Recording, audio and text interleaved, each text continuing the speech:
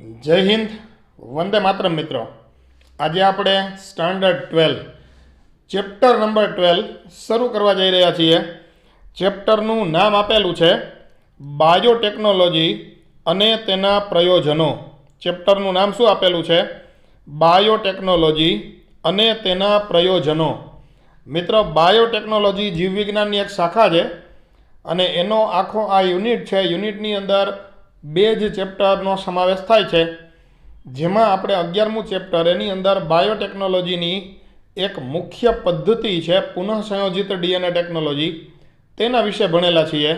અને આ ચેપ્ટરની અંદર આપણે બાયોટેકનોલોજી અને એના એપ્લિકેશન્સ, મતલબ એના જે ઉપયોગો છે એની ચર્ચા આપણે આ ચેપ્ટરની અંદર કરવાના છીએ. તો ઇંગ્લિશમાં પણ એનું નામ આપેલું છે બાયોટેકનોલોજી એન્ડ ઇટ્સ એપ્લિકેશન્સ. મતલબ બાયોટેકનોલોજી આપણને વ્યવહારિક જીવનની અંદર કઈ રીતે ઉપયોગી છે એના વિશેની ચર્ચા આપણે આ ચેપ્ટરની અંદર કરવાની છે. મિત્રો, ચેપ્ટરની અંદર આપણે જોઈએ તો મુખ્યત્વે 4 જ મુદ્દાઓ ભણવાના થાય છે. એમાં પોઈન્ટ નંબર 12.1 જે આપેલ છે એ મુદ્દાની અંદર આપણે માત્ર એટલું જ ભણવાનું છે કે ખેતીવાડીની અંદર બાયોટેકનોલોજી આપણને કઈ જગ્યાએ ઉપયોગી બને એમ છે. ચાલો, એના પછીનો જે પોઈન્ટ છે 12.2, એની અંદર આપણે ભણવાનું છે કે ઔષધની અંદર જૈવ તકનીકી અથવા તો બાયોટેકનોલોજીનું પ્રયોજન.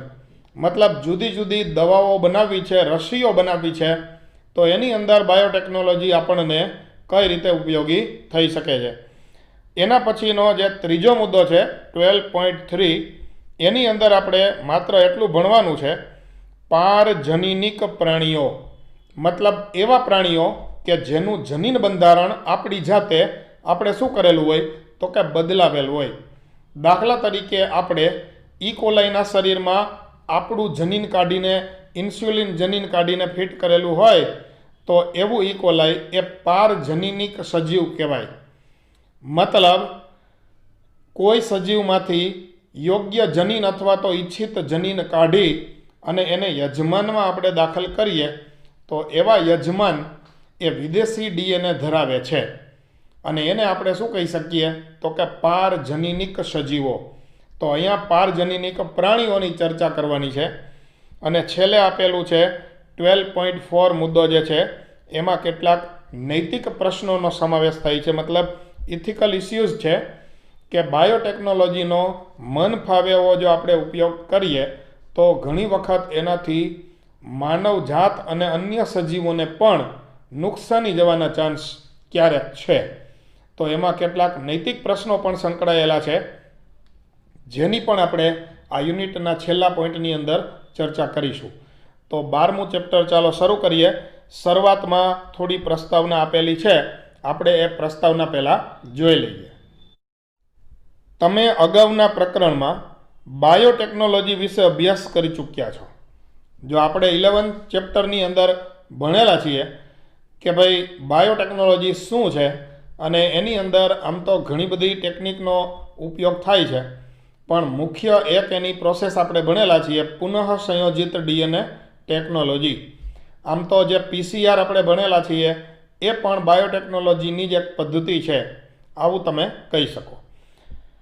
જેમાં મુખ્યત્વે જનીનિક રૂપાંતરિત સૂક્ષ્મજીવ, મતલબ એવા સૂક્ષ્મજીવો કે જેનું જનીન બંધારણ આપણી જાતે આપણે શું કરેલું છે તો કે બદલાવેલું છે, એને કહેવાય જનીનિક રૂપાંતરિત સૂક્ષ્મજીવ.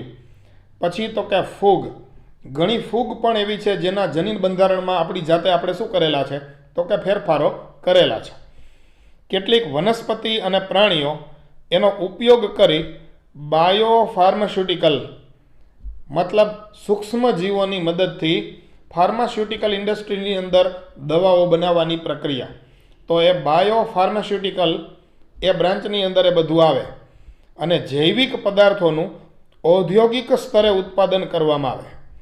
જુદા જુદા પ્રકારના જૈવિક પદાર્થો, ખાસ કરીને આપણે જાણીએ છીએ કે પુનઃસંયોજિત ડીએનએ ટેકનોલોજી એ જે પદ્ધતિ છે એની અંતિમ નિપજ સ્વરૂપે શું હોય તો કે પ્રોટીન હોય.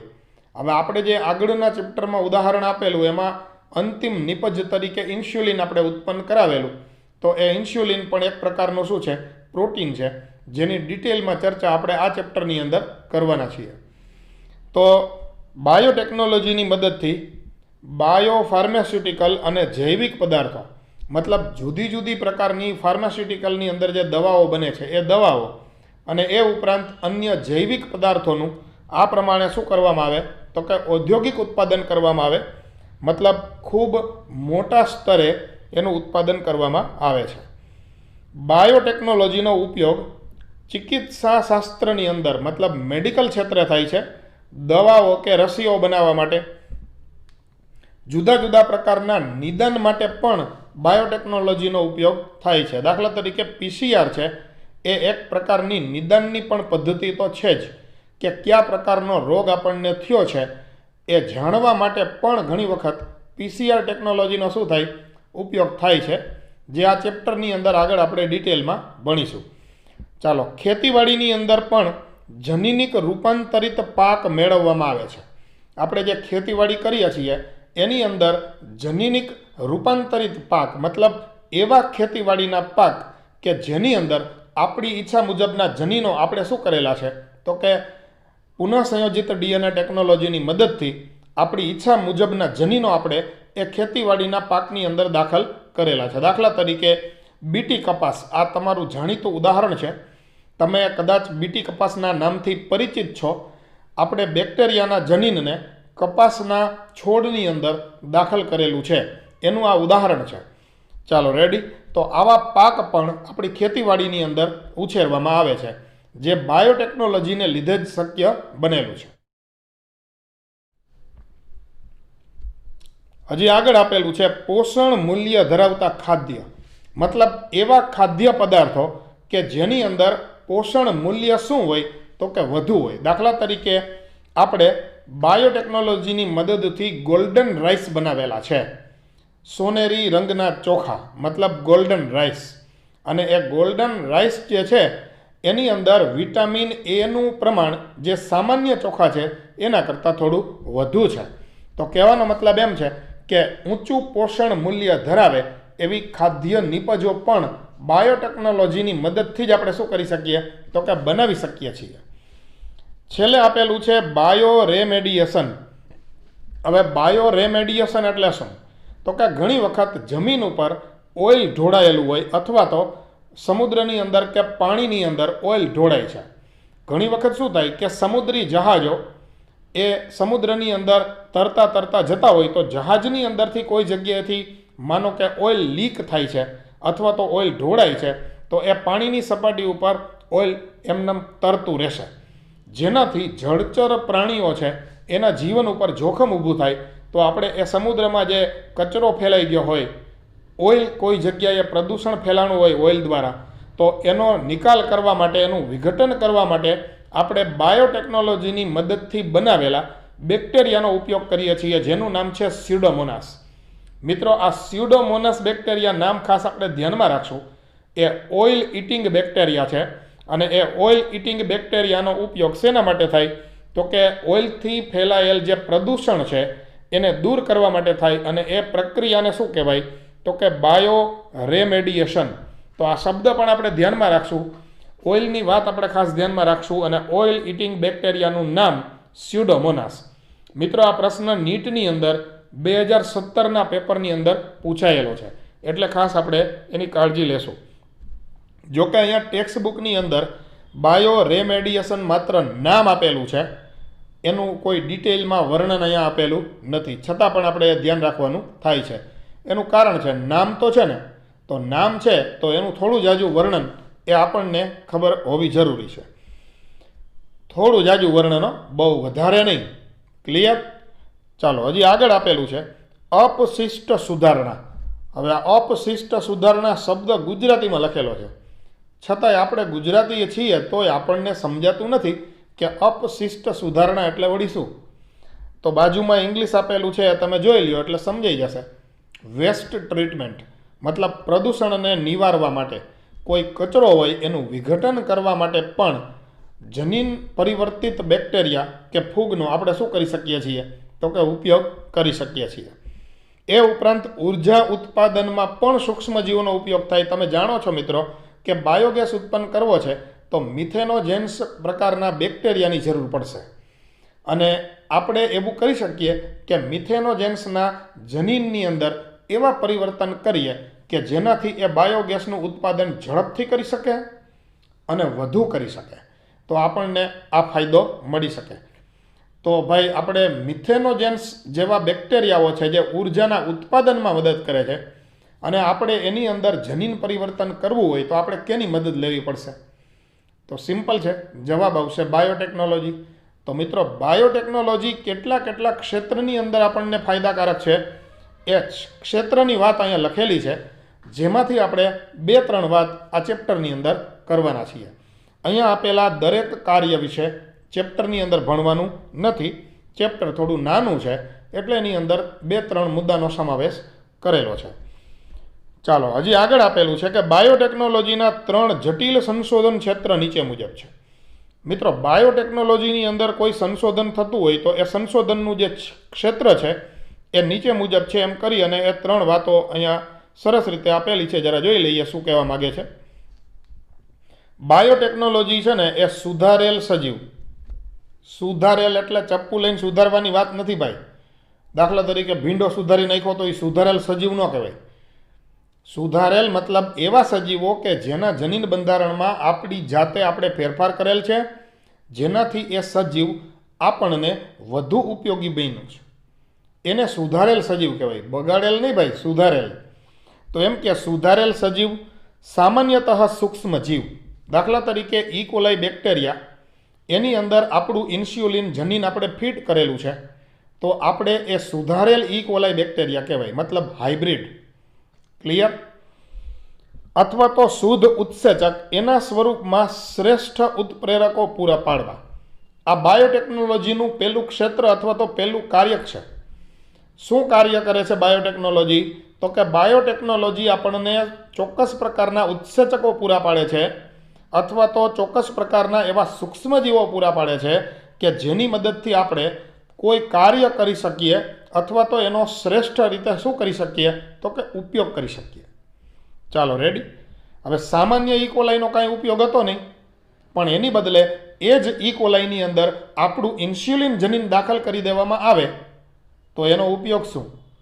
તો કે એ ઇન્સ્યુલિન નામનું પ્રોટીન ઉત્પન્ન કરશે, જે ડાયાબિટીસના દર્દીઓ માટે આશીર્વાદ સમાન છે. ચાલો, રેડી? તો સરસ મજાની વાત બીજી ભણીએ કે ઉત્પ્રેરકના કાર્ય માટે, ઉત્પ્રેરક મતલબ પ્રક્રિયાને પ્રેરે એવો ઘટક, તમે એને ઉત્સેચક પણ બોલી શકો. ઉત્પ્રેરકના કાર્ય માટે જનીન ઇજનેરી વિદ્યાની મદદથી, જનીન ઇજનેરી વિદ્યા એટલે તમે જાણો છો જીનેટિક એન્જિનિયરિંગ, તો જનીન ઇજનેરી વિદ્યાની મદદથી ઇષ્ટતમ પરિસ્થિતિઓનું નિર્માણ કરવું. ઇષ્ટતમ મતલબ ઓપ્ટિમમ અથવા તો સરેરાશ, સારામાં સારી પરિસ્થિતિનું નિર્માણ કરવું કે જેને લીધે શું થઈ શકે? તો કે કોઈ પણ પ્રક્રિયા એ સારી રીતે થઈ શકે, અથવા તો ઉત્પ્રેરક યોગ્ય રીતે કાર્ય કરી શકે. એટલે કહે છે કે ઉત્પ્રેરકના કાર્ય માટે જનીન ઇજનેરી વિદ્યાની મદદથી ઇષ્ટતમ પરિસ્થિતિઓનું નિર્માણ કરવું, આ કામ પણ બાયોટેકનોલોજીનું છે. મતલબ બાયોટેકનોલોજી એવી સ્થિતિઓનું નિર્માણ કરે છે કે જેને લીધે ઉત્પ્રેરક અથવા તો ઉત્સેચકો સારી રીતે શું કરી શકે? કાર્ય કરી શકે. અને જો ઉત્સેચક સારી રીતે કાર્ય કરે તો કોઈ પણ પ્રક્રિયા કેવી થશે? તો કે વધુ સારી ચાલશે. હજી આપેલું છે કે અનુપ્રવાહ સંસાધન, ગુજરાતી જ છે હો, અનુપ્રવાહ સંસાધન મતલબ ડાઉનસ્ટ્રીમ પ્રોસેસિંગ. અનુપ્રવાહ સંસાધન એટલે ડાઉનસ્ટ્રીમ પ્રોસેસિંગ. 11મા ચેપ્ટરનો છેલ્લો મુદ્દો એની વાત કરે છે કે અનુપ્રવાહ સંસાધન ટેકનોલોજી, એના દ્વારા પ્રોટીન અથવા તો કાર્બનિક સંયોજન એનું શુદ્ધિકરણ કરવું. આ પણ બાયોટેકનોલોજીના કાર્યક્ષેત્રની અંદર આવે છે કે બાયોટેકનોલોજીની મદદથી કોઈ પણ નિપજ મેળવેલી છે, એ નિપજ એટલે એ નિપજ આમ તો પ્રોટીન સ્વરૂપે હોવાની છે, અથવા તો કોઈ કાર્બનિક સંયોજન સ્વરૂપે હશે, તો એનું શુદ્ધિકરણ, એનું અલગીકરણ કરવાનું કામ, એ કાર્યક્ષેત્ર પણ કોનું છે? તો કે એ કાર્યક્ષેત્ર પણ બાયોટેકનોલોજીનું છે. તો મિત્રો, બાયોટેકનોલોજીની સરસ મજાની આ કાર્યક્ષેત્રની આપણે વાત કરેલી છે. ચાલો હવે આપણે અભ્યાસ કરીએ કે મનુષ્ય ખાસ કરીને સ્વાસ્થ્ય, અન્ન ઉત્પાદન ક્ષેત્રમાં અને પોતાના જીવન સ્તરની સુધારણા માટે બાયોટેકનોલોજીનો ઉપયોગ કઈ રીતે કરે છે. તમે અહીંયા જોઈ શકો છો, અહીંયા 2 કે 3 વાત જ લખેલી છે. એમાં એક આપેલું છે કે સ્વાસ્થ્ય જાળવવા માટે, મતલબ ચિકિત્સા ક્ષેત્રે બાયોટેકનોલોજીનો ઉપયોગ આ ચેપ્ટરની અંદર આપણે ભણીશું. અને બીજું શું ભણીશું તો કે અન્ન ઉત્પાદનના ક્ષેત્રમાં, મતલબ ખેતીવાડીની અંદર બાયોટેકનોલોજી આપણને કઈ રીતે મદદ કરી શકે છે એની ચર્ચા પણ આપણે આ ચેપ્ટરની અંદર કરવાના છીએ. તો સૌથી પહેલાં મુદ્દો આપેલો છે કે અન્ન ઉત્પાદનના ક્ષેત્રની અંદર, ખાસ કરીને ખેતીવાડીના ક્ષેત્રની અંદર આપણને બાયોટેકનોલોજી કઈ રીતે ઉપયોગમાં આવી શકે એમ છે. તો મિત્રો, સરસ મજાનો મુદ્દો આપણે 12.1 એ ભણવા જઈ રહ્યા છીએ. અને મુદ્દાનું હેડિંગ આપેલું છે ખેતીવાડીમાં બાયોટેકનોલોજીના પ્રયોજનો. મતલબ એગ્રીકલ્ચર ક્ષેત્રની અંદર બાયોટેકનોલોજી શું કામ કરે છે, ચાલો એની ચર્ચા કરીએ. ચાલો આપણે અન્ન ઉત્પાદનના વધારા માટે વિચારી શકાય એવા 3 વિકલ્પો વિચારીએ. માનો કે આપણે ખેતીવાડી કરીએ છીએ અને ખેતીવાડીની અંદર આપણે ખોરાકનું ઉત્પાદન વધારવું છે. માનો કે આપણે ખેતીવાડી કરીએ છીએ અને ખેતીવાડીની અંદર આપણે શું કરવું છે તો કે ખોરાકનું ઉત્પાદન આપણે વધારવું છે. તો ખેતીવાડીમાં ખોરાકનું ઉત્પાદન વધારવા માટે આપણે 3 વિકલ્પો વિચારી શકીએ. હવે એ કયા 3 વિકલ્પ દ્વારા ખેતીવાડીમાં ઉત્પાદન વધે? તો કે વિકલ્પ નંબર 1 આપેલ છે એગ્રોકેમિકલ આધારિત ખેતી. એગ્રોકેમિકલ આધારિત ખેતીનો મતલબ એવો થાય, તમે મોટા પ્રમાણમાં રાસાયણિક ખાતરોનો ઉપયોગ કરો, તમે મોટા પ્રમાણમાં જંતુનાશક દવાઓ, કે જે રાસાયણિક જંતુનાશક દવા છે એનો ઉપયોગ કરો, તો ખેતીવાડીમાં અન્ન ઉત્પાદન તમે શું કરી શકશો તો કે વધારી શકાય. પણ ઊભા રહેજો ભાઈ, એગ્રોકેમિકલ આધારિત જે ખેતી છે, મતલબ રાસાયણિક ખાતર છે, રાસાયણિક જંતુનાશક દવાઓ છે, એ એક તો કિંમતમાં મોંઘી છે. ખાતર પણ કિંમતમાં થોડું કેવું છે તો કે મોંઘું છે. એ ઉપરાંત એ પ્રદૂષણ પણ ફેલાવે છે. લાંબા ગાળે જમીનને અફળદ્રુપ બનાવી શકે. પર્યાવરણનું એનાથી શું થાય તો કે પ્રદૂષણ ફેલાય. એટલે માત્ર એગ્રોકેમિકલ આધારિત ખેતી આ વિકલ્પ અપનાવવા જેવો નથી. તો બીજો વિકલ્પ આપેલો છે, જોઈ લઈએ. બીજો વિકલ્પ આપેલો છે કાર્બનિક ખેતી. તો કાર્બનિક ખેતીની અંદર શું કરવામાં આવે તો કે કાર્બનિક ખેતીની અંદર કુદરતી ખાતરનો ઉપયોગ થાય. દાખલા તરીકે ગાય ભેંસનું જે છાણ છે એની મદદથી ખાતર બનાવવામાં આવે, અથવા તો અળસિયાનું ખાતર તૈયાર કરવામાં આવે અને એની મદદથી ખેતી કરવામાં આવે. પછી તો કે જંતુનાશક દવા તરીકે રાસાયણિક જંતુનાશકનો ઉપયોગ ના કરે, એના બદલે શું કરે તો કે જૈવિક જંતુનાશકોનો ઉપયોગ કરે, જેના વિશેની ચર્ચા આપણે સૂક્ષ્મજીવો એનો માનવ કલ્યાણમાં ઉપયોગ આ ચેપ્ટરની અંદર ભણેલા છીએ. ચાલો રેડી. તો સૂક્ષ્મજીવોનો જંતુનાશક દ્રવ્ય તરીકે ઉપયોગ થાય એટલે તો કે કાર્બનિક ખેતી એવી ખેતી છે જે સંપૂર્ણપણે સલામત છે. એનાથી પ્રદૂષણ થતું નથી, પાકનું ઉત્પાદન પણ સારું મળે છે. પણ મિત્રો, એની જે અસર છે ને એ રાસાયણિક ખાતર અને રાસાયણિક જંતુનાશક કરતાં થોડી ઓછી છે. એટલે એ અસર કરે ને અને આપણી ખેતીવાડીમાં ફાયદો એ પહોંચાડે તો એમાં થોડી શું લાગે એમ છે તો કે વાર લાગી ગઈ એમ છે. તો ત્રીજો કોઈ વિકલ્પ છે તો જવાબ છે આ ત્રીજો વિકલ્પ એ છે કે જેનાથી આપણે અન્ન ઉત્પાદન વધારી શકીએ. હવે એ ત્રીજો વિકલ્પ કયો છે તો કે જનીન ઇજનેરી પાક આધારિત ખેતી. મતલબ આપણે ખેતીવાડીમાં એવા પાક ઉછેરીએ, એવું બિયારણ આપણે વાવીએ કે જેનું જનીન બંધારણ આપણી ઈચ્છા મુજબ આપણે શું કર્યું છે તો કે બદલાવી નાખેલું છે. તો એ જનીન ફેરફાર આપણે કરેલા છે, એને લીધે આપણને પાકનું ઉત્પાદન વધુ મળી શકે, આવું થશે. ચાલો રેડી. એટલે આપેલું છે કે જનીનિક ઇજનેરી પાક આધારિત ખેતી. આ ત્રીજો મુદ્દો છે ને એની ચર્ચા આપણે અહીંયા કરવાની થાય છે.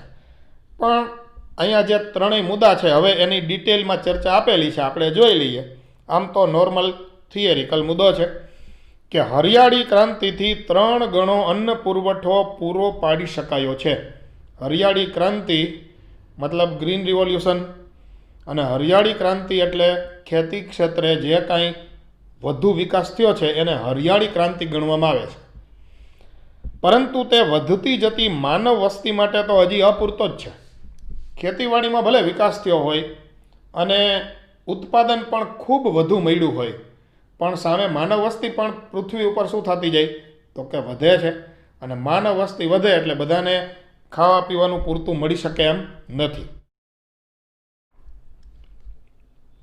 વધારાનું ઉત્પાદન માત્ર સુધારેલ પાકની જાતિના ઉપયોગથી જ નહીં, પરંતુ કુશળ વ્યવસ્થાપન, મહાવરા અને એગ્રો કેમિકલ મતલબ રાસાયણિક ખાતર અને રાસાયણિક જંતુનાશકને લીધે પણ છે. જો કોઈને એમ હોય કે ઉત્પાદન વધારે મળવાનું કારણ માત્ર ને માત્ર હાઇબ્રિડ બિયારણો છે, તો એવું કંઈ છે નહીં. મતલબ જનીનિક ઇજનેરી પાક આધારિત ખેતી કરવાથી ઉત્પાદન વધુ મળ્યું છે, એ વાત સાચી છે. પણ સાથે સાથે આપણે એગ્રો કેમિકલ આધારિત ખેતી પણ કરીએ છીએ. રાસાયણિક ખાતર, રાસાયણિક જંતુનાશકનો પણ ઉપયોગ કરીએ છીએ. એને લીધે પણ ઉત્પાદન વધવામાં રહ્યું છે. બરાબર. આમ છતાં વિકસતા વિશ્વમાં એગ્રો કેમિકલનો ઉપયોગ ખેડૂતો માટે ખૂબ ખર્ચાળ છે. જે મેં તમને અગાઉ જ વાત કરેલી છે કે રાસાયણિક ખાતર અને રાસાયણિક જંતુનાશક દવા તો કે એ મોંઘી પડે છે, ખેડૂતોને એ પોસાય નહીં. તેમજ પરંપરાગત સંવર્ધન એના ઉપયોગ દ્વારા વર્તમાન જાતિઓ એના પાક ઉત્પાદનમાં વધારો સંભવ નથી. મતલબ હાલમાં જે કાંઈ જાતિઓ છે, આપણે પરંપરાગત જે કાંઈ બિયારણો વાવીએ છીએ, હવે એની લિમિટ આવી ગઈ છે. એનાથી વધુ ઉત્પાદન મેળવવું એ હવે કાંઈ એટલું શક્ય છે નહીં. શું એનો કોઈ વૈકલ્પિક રસ્તો છે? તો જવાબ છે આ છે. આપણે માનો કે દેશી મકાઈ ખેતરની અંદર વાવીએ તો એની અમુક લિમિટ છે કે અમુક પ્રમાણમાં જ ઉત્પાદન મળી શકે. પણ જો એ જ મકાઈ હાઇબ્રિડ બનાવવામાં આવે, ઈચ્છિત જનીનો એની અંદર દાખલ કરવામાં આવે, તો આવું બની શકે કે એટલી જ જમીનમાં મકાઈનું ઉત્પાદન આપણે શું કરી શકીએ તો કે વધારી શકીએ. મતલબ પરંપરાગત પાકની જે જાતિઓ છે એ અમુક મર્યાદા સુધી જ ઉત્પાદન આપી શકે છે. અને એનો વિકલ્પ આપણે ગોતવો હોય તો આપણે શું કરવું પડે તો કે એનો વિકલ્પ છે આનુવંશિક અથવા તો જનીનિક માહિતીનો ઉપયોગ કરી અને ખેડૂત છે ને એ પોતાના ખેતરમાં વધારે ઉત્પાદન પ્રાપ્ત કરી શકે. તો એ થઈ શકે એમ છે. શું એવો કોઈ રસ્તો છે કે જેના દ્વારા ખાતર અથવા તો રસાયણ એનો ન્યૂનતમ ઉપયોગ કરી અને પર્યાવરણ પર ઊભા થતા હાનિકારક પ્રભાવોને ઘટાડી શકાય? ભાઈ, અત્યારે ઉત્પાદન વધુ મેળવવાના ચક્કરમાં આપણે શું કરીએ છીએ તો કે રાસાયણિક ખાતર, રાસાયણિક જંતુનાશક પાકની અંદર આપણે એનો ઉપયોગ કરીએ, પણ એનાથી તો પ્રદૂષણ થાય. તો એવો કોઈ રસ્તો છે કે રાસાયણિક ખાતર નાખવું જ ન પડે અથવા તો રાસાયણિક જંતુનાશક દવાની જરૂર જ ના પડે? તો એનો રસ્તો છે. શું રસ્તો છે ભાઈ? તો કે જનીન પરિવર્તિત પાક. એકમાત્ર આ એનો ઉકેલ છે કે જો જનીન પરિવર્તિત પાક આપણે વાવીએ, ઉછેરીએ, જનીન પરિવર્તિત પાક આપણે વાવીએ અને ઉછેરીએ તો રાસાયણિક ખાતર, રાસાયણિક જંતુનાશક એનું પ્રમાણ અથવા એની જરૂરિયાત ઓછી થઈ જશે અને પાકનું ઉત્પાદન જે પરંપરાગત જાતિમાં મળે છે એના કરતાં શું મળશે તો કે થોડું વધીને આવશે. તો હવે આપણે આ જીનેટિકલી મોડિફાઈડ ઓર્ગેનિઝમ એટલે કે જનીન પરિવર્તિત સજીવો શું છે એની થોડી ચર્ચા કરી નાખીએ. તો અહીંયા આપેલું છે કે એવી વનસ્પતિ અથવા તો એવા બેક્ટેરિયા, ફૂગ કે પ્રાણી જેના જનીનો કૃત્રિમ રીતે આપણે RDNA ટેકનોલોજીની મદદથી બદલાવેલા છે. હું ફરીથી બોલું છું, સાંભળજો. એવા કોઈ બેક્ટેરિયા, દાખલા તરીકે ઇકોલાઈ, એનું જનીન તો આપણે બદલાવ્યું જ છે. એવા કોઈ બેક્ટેરિયા હોય, ફૂગ હોય, વનસ્પતિ કે પ્રાણી હોય કે જેના જનીનો કૃત્રિમ રીતે આપણે પરિવર્તિત કરેલા છે. મતલબ બીજા કોઈ સજીવમાંથી આપણે સજીવ નંબર 1ની અંદર શું કર્યા છે તો કે જનીન ટ્રાન્સફર કરેલા છે. ચાલો રેડી. તો એવા સજીવો કે જેના જનીન આપણે કૃત્રિમ રીતે બદલાવ્યા છે એવા સજીવોને આપણે નામ આપશું જનીન પરિવર્તિત સજીવ, મતલબ જીનેટિકલી મોડિફાઈડ ઓર્ગેનિઝમ. એને ટૂંકમાં આપણે કહેશું GMO. આ ખાસ ધ્યાનમાં રાખશું, GMOનું પૂર્ણ નામ પૂછે તો તમારે લખવાનું છે કે જીનેટિકલી મોડિફાઈડ ઓર્ગેનિઝમ. ઇંગ્લિશમાં ન આવડે તો ગુજરાતીમાં લખજો, ગુજલીસમાં, કાંઈ વાંધો નહીં. ચાલો રેડી. તો એને એવી વનસ્પતિ હોય કે જેનું જનીન બંધારણ આપણે બદલાવેલું છે, તો એવી વનસ્પતિને જીએમ વનસ્પતિ કહેવાય. અને જીએમ વનસ્પતિ એટલે કે જીનેટિકલી મોડિફાઈડ પ્લાન્ટ જે છે ને, એના આપણને ઘણા બધા ફાયદાઓ થાય છે, મતલબ એ લાભદાયી છે. હવે એના કેવા કેવા ફાયદા છે એની થોડી ચર્ચાઓ આપેલી છે, 5 મુદ્દા એના વિશે આપેલા છે કે જનીન પરિવર્તિત વનસ્પતિના લક્ષણો ક્યાં, અથવા તો જનીન પરિવર્તિત વનસ્પતિ એનાથી થતા ફાયદાઓ અથવા તો લાભ ક્યાં છે, એની ચર્ચાઓ આપણે આ 5 મુદ્દાની અંદર કરવાના છીએ. તો પહેલું આપેલું છે અજૈવિક તાણ સામે પાકને વધુ સહિષ્ણુ બનાવવા.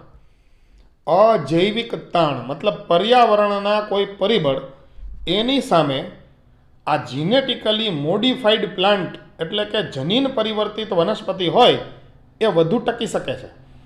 માનો કે ખૂબ ઠંડી પડતી હોય અથવા તો અછત હોય, માનો કે કોઈ વનસ્પતિ આપણે ખેતીવાડીમાં ઉછેરેલી છે અને એ વનસ્પતિ જનીન પરિવર્તિત છે, તો એ વનસ્પતિની અંદર એવી પણ ખૂબી હોઈ શકે કે પાણી ઓછું મળે છતાં પણ એ સારી રીતે ઉગી શકે. તમે જુઓ ને મિત્રો, કચ્છની અંદર મગફળી ઉગે છે અથવા તો કચ્છની અંદર આંબાની બાગો બનાવેલી છે, તો શા માટે આવું થઈ શકે? તો કે એ આંબાની એવી જાત હોય અથવા તો મગફળીની એવી જાત હોય કે જે ખૂબ ઓછા પાણીમાં પણ થઈ શકે. થોડી ખારી જમીન હોય તો એની અંદર પણ એ ઉગી શકે. ચાલો રેડી. શા માટે? તો કે એ જનીન પરિવર્તિત જાત હોય છે. તો કોઈ પણ અછત છે અથવા તો એને તાણ પણ તમે કહી શકો, ઠંડી કે ગરમીની અસર સામે પણ એ વનસ્પતિ ટકી શકતી હોય છે. વધુ પડતા ક્ષાર હોય, કોઈને ઓછા ક્ષાર મળતા હોય, છતાં પણ એની સામે શું કરે, એ વનસ્પતિ ટકી જાય છે અને ખેડૂતને ઉત્પાદન મળી શકે છે. તો અજૈવિક તાણ સામે વધુ સહન ક્ષમતા ધરાવે એવું લક્ષણ કઈ વનસ્પતિમાં જોવા મળે? તો કે જીનેટિકલી મોડિફાઈડ વનસ્પતિ અથવા તો જીએમ વનસ્પતિમાં જોવા મળે. તો હવે જીએમ વનસ્પતિથી બીજો ફાયદો કયો થાય આપણે જોઈ લઈએ. તો આપેલું છે જીવાતનાશક રસાયણો એના પરની નિર્ભરતા ઘટાડવી, એટલે કે જંતુ પ્રતિરોધક પાક હોય છે. માનો કે આપણે એક ઉદાહરણ આપીએ કે એક એવો વનસ્પતિનો પાક છે, દાખલા તરીકે બીટી કપાસ. તો બીટી કપાસ એ વનસ્પતિની રોગ પ્રતિકારક જાત છે. હવે એમાં જીવજંતુઓનું જે આક્રમણ થતું હોય અને એના લીધે આપણે રાસાયણિક જંતુનાશક દવાઓ છાંટવી પડતી હોય, એ પ્રોબ્લેમ એમાં સોલ્વ થઈ જાય. શા માટે? તો કે બીટી કપાસ છે ને, એને કોઈ જંતુ ખાય ને તો એ જંતુ જ મરી જાય છે. આનો સીધો મતલબ એવો થશે કે વનસ્પતિ ખુદ પોતે એવી ઝેરી છે કે એ જંતુઓને શું કરે છે? તો કે નુકસાન કરે છે. એટલે એની અંદર કોઈ જાતનો રોગ એ ફેલાતા ખૂબ વાર લાગી જાય, મતલબ રોગ ફેલાવાના ચાન્સ એમાં ખૂબ ઓછા છે. એટલા માટે આપણે રાસાયણિક જંતુનાશક પરની જે આપણી નિર્ભરતા છે ને, એ ઘટાડી શકીએ. ચાલો રેડી. ત્રીજો મુદ્દો આપેલો છે કે જીએમ વનસ્પતિથી થતો ત્રીજો ફાયદો કયો છે? તો કહે છે કે લણણી પછી થતા નુકસાનને ઘટાડવામાં પણ એ મદદ કરે છે. હવે લણણી એટલે શું? તો કે પાક, ખેતીવાડીનો પાક તૈયાર થઈ ગયો છે, પાક તૈયાર થઈ જાય પછી એ પાકની શું કરવી પડે? તો કે કાપણી કરવી પડે, પછી એને સ્ટોરેજ કરવો પડે અથવા તો સ્ટોરમાં રાખવો પડે. કોઈ મોટું ગોડાઉન હોય એની અંદર આપણે એ ખેતીવાડીના પાકને શું કરવો પડે? તો કે ભરવો પડે. ઘણી વખત શું થાય કે ગોડાઉનની અંદર પાક છે એ અઠવાડિયું, 15 દિવસ કે મહિના દિવસ સુધી પડ્યો રહે, તો પડ્યો અમુક પાક છે એ બગડી જાય. પણ સાંભળજો, જે જનીન પરિવર્તિત વનસ્પતિ અથવા જીએમ વનસ્પતિ છે, એનો જે ખેતીવાડીનો પાક આપણે મેળવેલો હોય, તો એ લણણી પછી લાંબા સમય સુધી એ બગડતો નથી. તો એની સામે પણ આપણને શું મળી જાય છે? તો કે રક્ષણ મળે. એ પણ એક ફાયદો થાય છે. ચાલો, જીએમ વનસ્પતિથી થતો આ ચોથો ફાયદો આપેલો છે, જરા એ જોઈ લઈએ કે વનસ્પતિ દ્વારા ખનિજોના ઉપયોગની કાર્યક્ષમતાને વધારવી. હવે આનાથી શું થશે? તો કે ઝડપથી નષ્ટ પામતી ભૂમિની ફળદ્રુપતાને એ અટકાવે. દાખલા તરીકે કોઈ વનસ્પતિ આપણે વાવેલી છે તો જમીનમાંથી ખૂબ ઓછા પ્રમાણમાં ક્ષારનું શોષણ આ જીએમ વનસ્પતિ કરશે. એને જેટલા ક્ષારની જરૂર છે ને માત્ર એટલા જ ક્ષાર એ જમીનમાંથી લેશે. વધારે પડતા ક્ષારનું શોષણ એ કરી લેશે નહીં. એનાથી જમીનમાં પણ ક્ષારનું પ્રમાણ જળવાઈ રહેશે અને વનસ્પતિમાં જેટલા ક્ષારનું શોષણ થયું છે એ ક્ષારનો એ વનસ્પતિ પૂરેપૂરો ઉપયોગ કરશે. મતલબ ક્ષાર જે વેસ્ટ જાય એ આની અંદર થતું નથી. તો જીએમ વનસ્પતિનો આ પણ એક ફાયદો છે કે જેટલા પ્રમાણમાં એ ક્ષારનું શોષણ કરશે એનો પૂરેપૂરો ઉપયોગ કરશે એટલે જમીનમાં પણ ક્ષારનું પ્રમાણ એ લાંબા સમય સુધી જળવાશે અને જમીનની ફળદ્રુપતા એ ટકી રહેશે. ચાલો રેડી. મુદ્દા નંબર 5 આપેલ છે એ જોઈ લઈએ. કે છે કે ખોરાકનું પોષણકીય મૂલ્ય વધારે. હવે ખોરાકનું પોષણકીય મૂલ્ય વધારે એટલે વળીશું તો કે ખોરાકમાં જે પોષક દ્રવ્ય હોય ને એ પોષક દ્રવ્યનું પ્રમાણ વધી જાય. એનું એક ઉદાહરણ આપેલું છે કે વિટામિન એનું વધુ પ્રમાણ ધરાવતા સોનેરી ચોખા. સોનેરી ચોખા એટલે બાજુમાં લખેલું છે ગોલ્ડન રાઈસ. મતલબ સામાન્ય જે ચોખા છે એમાં જે વિટામિન એ છે એના કરતાં ગોલ્ડન રાઈસની અંદર વિટામિન એનું પ્રમાણ ઊંચું છે. અને ગોલ્ડન રાઈસ છે ને મિત્રો એ પીળાશ પડતા રંગના ચોખા આવે છે અને એ ચોખા એ જનીન પરિવર્તિત વનસ્પતિ એનું એક ઉદાહરણ છે. ડેફોડિલ્સ નામની એક વનસ્પતિ છે જેમાં પીળા રંગના ફૂલ થાય છે અને એ ડેફોડિલ્સની અંદરથી એક વિશિષ્ટ પ્રકારનું જનીન કે જે વિટામિન એનું પ્રમાણ વધારવા માટે જવાબદાર છે એ જનીન ચોખાની અંદર જે સામાન્ય ચોખા હતા એની અંદર એ ફિટ કરેલું છે જેનાથી ચોખાનો રંગ સફેદને બદલે કેવો થઈ ગયો છે તો કે ગોલ્ડન અથવા તો પીળો થઈ ગયો છે અને એમાં વિટામિન એનું પ્રમાણ પણ શું થઈ ગયું છે તો કે વધી ગયું છે. મિત્રો આ લીટી છે ને એ ખાસ ધ્યાનમાં રાખશું. એમાંથી પણ નીટની અંદર એક વખત પ્રશ્ન પૂછાયેલો છે કે વિટામિન એનું વધુ પ્રમાણ ધરાવે એ ચોખા ક્યાં છે તો કે ગોલ્ડન રાઈસ. તો આપણે આ ખાસ નોંધ રાખશું. ચાલો હજી આગળ આપેલું છે જોઈ લઈએ. આ ઉપયોગ ઉપરાંત જીએમનો ઉપયોગ કોઈ વિશિષ્ટ ઉદ્દેશ આધારિત વનસ્પતિના નિર્માણ માટે પણ થાય છે.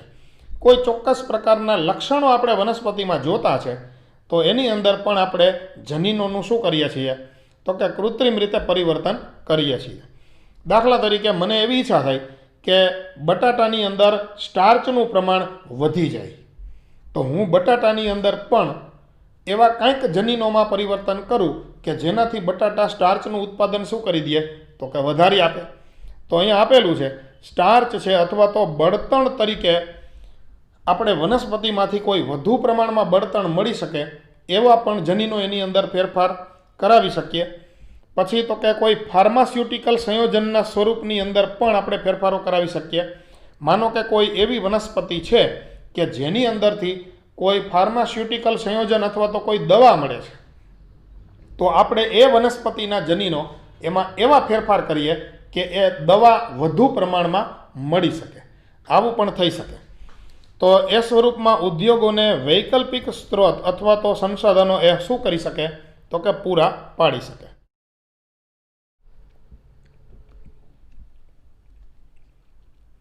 કૃષિમાં બાયોટેકનોલોજીના કેટલાક પ્રયોજન વિશે તમે વિગતવાર અભ્યાસ કરશો. આ ચેપ્ટરની અંદર આગળ આપણે ભણીશું કે ખેતીવાડીની અંદર બાયોટેકનોલોજી હજી કેટલી જગ્યાએ ઉપયોગી છે. અહીંયા તો એક નાનકડી થોડી પ્રસ્તાવના જેવી વાત આપેલી છે.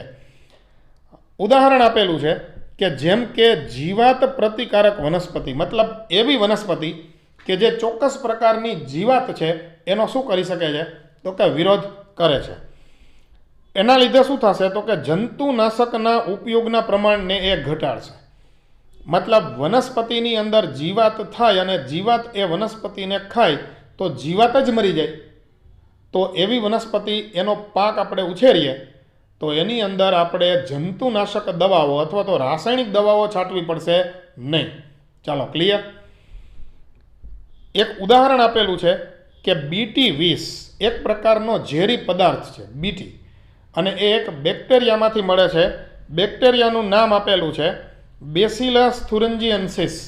મિત્રો આ નામ ખાસ આપણે ધ્યાનમાં રાખશું. બેસિલસમાંથી બી અને થુરિન્જીએન્સિસ એમાંથી ટી લીધેલો છે.